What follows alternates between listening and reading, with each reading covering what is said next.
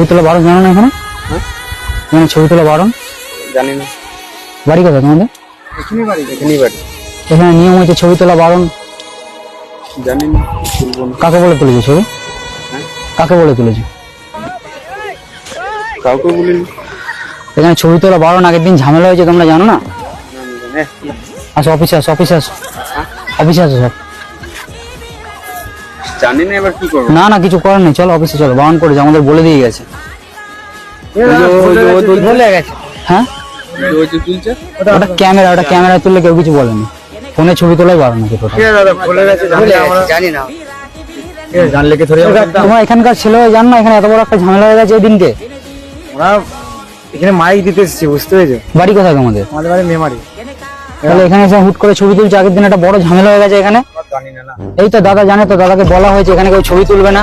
ঠিক আছে, বলে গেছে। ছবি তুলে ফেলেছে স্যার, কি করবো? আমরা বুঝতে তো মাইক দিতে আজকে রেখে দিতে হবে। স্যারের কাছে ক্ষমা চাও, স্যারের কাছে ক্ষমা চাও না আমাদের।